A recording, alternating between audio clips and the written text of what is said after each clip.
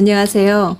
오늘 우리의 영혼에 새길 말씀은 사도행전 3장 19절에서 21절의 말씀입니다. 말씀 보겠습니다.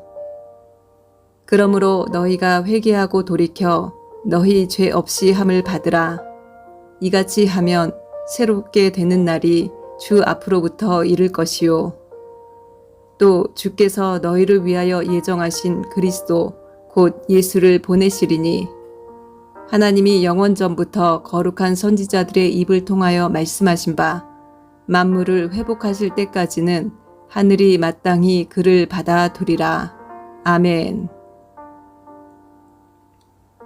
이 말씀은 베드로가 성전 미문에 안진뱅이를 일으킨 후 그것에 놀라 몰려든 사람들에게 복음을 제시하는 내용입니다.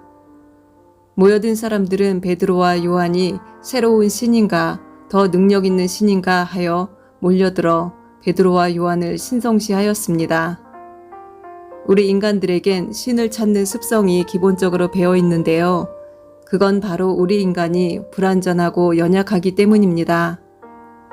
아담과 이브가 하나님과 단절이 되고 그분의 은총의 영역에서 벗어나 에덴 동편으로 쫓겨날 때 그들은 극도의 두려움을 느껴야 했을 것입니다. 그 두려움 가운데 살며 자녀들을 낳았지요. 우리의 안에 근본적으로 두려움이 있습니다. 나의 정체성의 원천이신 그 하나님과 분리됨으로 인한 두려움. 그래서 인간은 끊임없이 더 완전하고 더 강한 신을 찾는 습성이 있는 것이지요. 나를 온전히 보호해줄 초월적인 힘을 가진 분을 찾게 되는 것입니다. 그리고 끊임없이 갈망을 합니다. 그 하나님과의 단절에서 회복이 되고 구제를 받아서 다시 그 단절이 없던 상태로의 회귀를 말입니다. 사람들은 모릅니다. 그 단절을 이루는 원인이 죄라는 것을요. 사람들이 이전보다 더 강력한 신이다 하는 생각으로 모여들었을 때 베드로는 그들에게 필요한 것이 더 풍요하고 더 잘 먹고 더 전쟁에서 이기는 것이 아닌 영혼의 구원임을 피력을 합니다. 먼저는 회개하고 돌이켜 죄 없이 함을 받으라는 것입니다. 그러면 유쾌하고 새롭게 되는 날이 주 예수님을 통하여 나타날 것이라고 합니다. 죄를 통회하고 자복하고 다시는 그러지 말아야지 하는 것은 불교 법당에서도 할 수 있고 이슬람 사원에서도 할 수 있습니다. 사회에 저명한 심리 상담가의 강의를 듣고도 할 수 있겠지요. 하지만 그런 회개는 이 땅에서 좀 더 선하게 살게는 할 수 있을지 모르나 우리가 궁극적으로 갈망하는 영혼의 구원을 이루진 못합니다. 영의 세계에서 죄가 없어지고 내 존재의 위치와 신분의 변화가 일어나는 일은 없습니다. 회개하고 돌이켜 죄 없이 함을 받아야 합니다.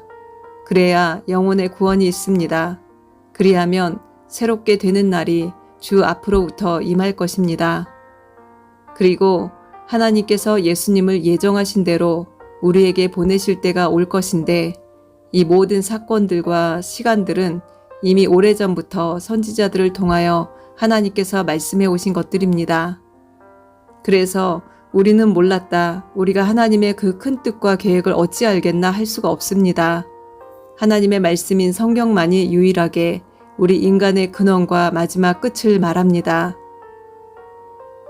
하나님이 여러 번 내가 너희를 지었다 라고 말씀하셨고 그 모든 인류의 마지막 때에 대하여도 상세히 말씀하셨습니다. 그 선지자들을 통하여 말씀해 오신 것이 무엇인가 하면 만유를 회복하실 때까지 하늘이 마땅히 예수님을 받아두실 것이라는 겁니다. 예수님께서 그분의 영을 우리 마음속에 두셨으며 동시에 하나님의 우편에서 우리를 위해 중보하고 계신다는 거 잘 알고 계시죠?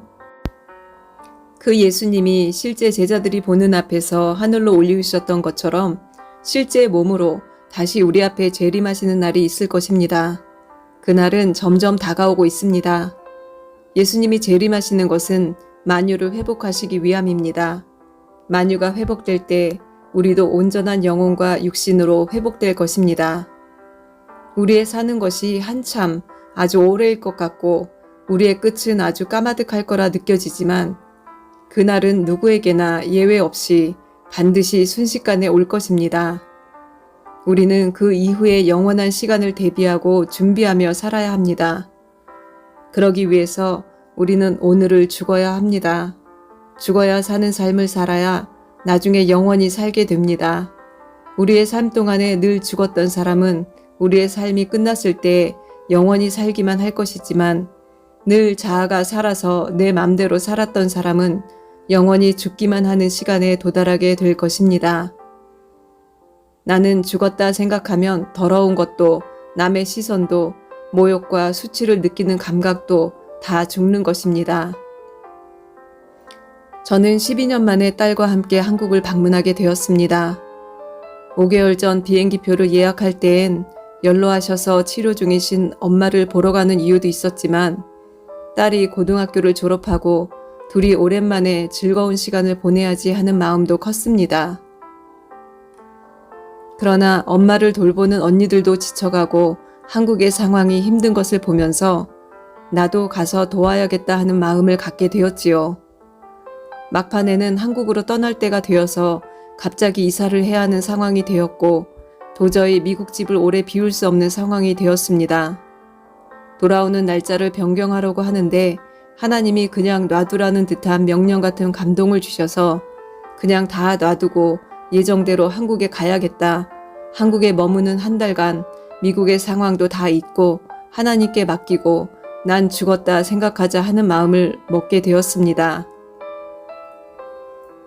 도착 다음 날 새벽부터 일어나 엄마의 소변을 빼고 매 순간 쫓아다니며 엄마를 부축하고 용부연을 처리해주며 밤시간까지 돌보는 일을 하였습니다. 처음엔 언니를 좀 쉬게 해주자 하는 의도에서 시작했지만 엄마를 돌보고 닦아주고 하면서 저는 놀라운 하나님의 은혜를 경험하게 되었습니다. 그동안 평생 제가 갖고 있던 엄마에 대한 친근함 정도를 뒤엎는 엄마에 대해 새로운 애착이 생성이 되었고 더 나아가 제가 우주 위에서 먼지처럼 보이는 한 인간을 보듯이 우리 인간이 얼마나 나약하고 작은 존재인가를 보게 하셨습니다. 엄마가 왜 이러지? 왜 이렇게 답답하게 못 알아듣지 생각하다가 이내 생각을 바꾸어 저의 딸이 3살일 때를 생각하며 그렇게 똑같이 엄마를 대하고 돌보았습니다. 제 딸이 3살 때에 저는 재촉하지도 않았고 빨리 못 알아듣는다고 짜증내지도 않았으며 못한다고 왜 이러냐고 뭐라 하지도 않았으니까요. 당연한 듯이 다 해주었었습니다. 엄마는 어느새 그렇게 작은 아이처럼 되어 있더군요. 제 지인 중 어떤 분은 저와 동갑인데 부모님이 평생 애지중지 키워서 부모님 사업장에서 일하고 싶으면 일하고 놀러 다니고 멋부리고 성형하고 살며 남의 밑에서 한 번도 일을 해본 적이 없는 분이 있습니다. 그런데 그 아버지가 요양원에 갈 상황이 되자 난감해하고 그 돈도 아까워하고 큰 골칫거리라는 기색이 역력하더군요. 어쩌면 예수님을 믿지 않았다면 저도 그랬을 것입니다. 예수님이 아니었다면 저는 절대로 지금 이렇게 엄마를 돌볼 수 없었을 것입니다. 저는 그럴 수 있는 사람 자체가 아님을 제가 잘 압니다. 예수님이 저를 축복해 주셔서 한 달간 엄마를 돌보고 엄마와의 관계를 축복의 관계로 회복시켜 주시는 것입니다. 여러분들 중에 부모님의 불편한 부분까지 케어하고 돌봐야 하는 상황에 있다면 특별한 축복의 시간을 받은 것이라 여기십시오. 특별히 많은 것을 용서받고 자녀에게까지 이어진 저주가 끊어지는 시간을 허락하신 것이라 믿으십시오. 무엇이 죄인지도 모르고 무엇이 축복인지도 모르고 살 뻔한 저를 구원하셔서 눈을 열어주시니 이 세상에서 보는 것과 다른 것을 보게 되었습니다. 예수님의 세계를 알게 되었습니다. 예수님이 오시면 만유를 회복하시고 그때에 모든 불순한 영혼들은 다 걸러서 분리가 될 것입니다. 만유가 회복되는 것이 누군가에겐 기쁜 일이지만 누군가에겐 고통의 순간이 될 것입니다. 여러분은 기쁨의 순간을 맞이하기 위해 오늘 죽으셨나요? 아니면 고통의 순간이 올 줄을 모르고 오늘 살아서 내 육신의 정욕을 만족시키고 사시나요? 오늘 죽어야 합니다. 오늘 죽어야 삽니다. 오늘 죽을 수 있는 것은 오늘 주님이 힘과 능력을 주셨기 때문입니다. 내일 죽을 힘은 예수님이 내일 또 주실 것입니다. 오늘만 남편에 대해 아내에 대해, 자녀에 대해, 교회 누군가에 대해, 봉사의 시간에, 눈에 가시 같은 직장 동료 혹은 후배에게 오늘만 난 죽었다 생각해 보세요. 내가 덜 간섭해도, 내가 교정하지 않아도 큰일 안 납니다. 죽는다는 것은 내가 억지로 참는 것과 다릅니다. 억지로 참으면 마음과 몸에 병이 됩니다. 내가 죽으면 내 몸과 마음에 아무 악영향을 주지 않고 예수님이 일하시도록 합니다. 그러면 예수님께서 기가 막힌 때에 지혜를 주시고 그때에 말하고 행동하게 하실 것입니다. 예수님이 지금 하나님 우편에 앉아 계시고 재림이 더디다고 해서 잊어버려선 안 됩니다.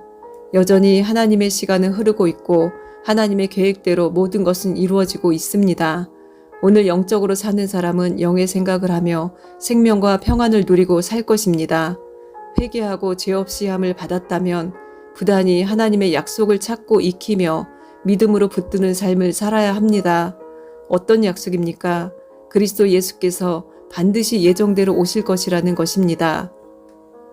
그것은 영원전부터 예정된 것이고 거룩한 선지자들의 입을 통하여 하나님께서 확증해 주신 것입니다.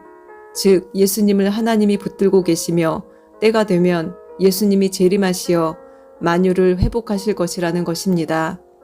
21절 말씀, 하나님이 영원전부터 거룩한 선지자들의 입을 통하여 말씀하신 바 만물을 회복하실 때까지는 하늘이 마땅히 그를 받아두리라. 이 채널을 들으시는 한 분 한 분은 모두 만물이 다 회복될 때에 예수님과 함께 웃고 잔치에 참여할 것입니다. 그래서 날마다 죽는 훈련을 하고 사시는 분들이실 것입니다. 시간이 지나면 점점 죽는 것이 쉬워지고 어느새 내가 죽는 것이 전혀 어렵지 않고 행복하고 만족한 날을 체험하게 되실 것입니다. 예수님이 주시는 진정한 행복과 평안 가운데 거하게 되실 것입니다. 이제 말씀 다시 보겠습니다.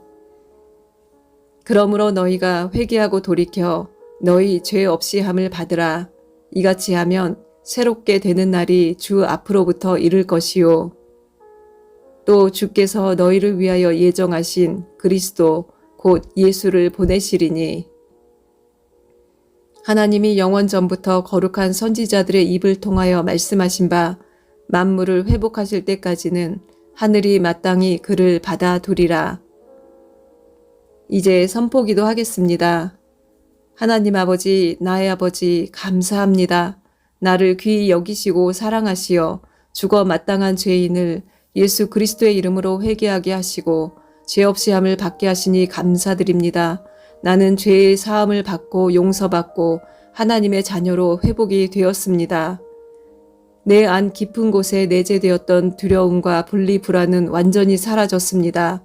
나는 하나님의 돌보심과 보호하심을 받는 하나님의 자녀입니다. 하나님께서 끝까지 나를 놓지 않고 성령으로 보증하사 책임지시고 구원을 이루어 주심을 믿고 감사드립니다. 새롭게 되는 날이, 유쾌하게 되는 날이 주 앞으로부터 나의 삶에 열렸습니다. 나는 하나님의 계획 아래, 언약 아래에서 살아갑니다. 나는 하나님의 예정 가운데, 언약 가운데 묶여 있습니다. 그 예정 가운데 있는 나에게 하나님이 때가 되면 예수님을 보내주실 것을 기대하고 기다립니다. 그때를 나는 기다립니다. 예수님이 오셔서 만물을 다 원래의 축복의 상태로 회복시키실 때 나도 회복이 완성이 되고 온전케 될 것임을 선포합니다. 하나님이 성경을 통하여 거룩한 선지자들을 통하여 말씀하시고 나타내신 것은 반드시 이루어짐을 믿습니다. 하늘이 받아두신 예수님은 때가 되면 이 땅에 재림하심을 믿습니다. 날마다 죽는 나를 주님이 기뻐하시고 축복하십니다. 내가 죽을 때 가정과 영혼이 살아나는 역사가 일어납니다. 내가 죽을 때 회복의 역사가 일어납니다. 지금 이 시간 죽음의 능력을 예수 그리스도로부터 받습니다. 지금 이 순간 부활과 생명의 능력을 예수 그리스도로부터 받습니다. 할렐루야. 살아계신 그리스도 예수님을 찬양합니다. 홀로 영광 받으시옵소서. 감사드리며 예수님의 이름으로 기도드렸사옵나이다. 아멘.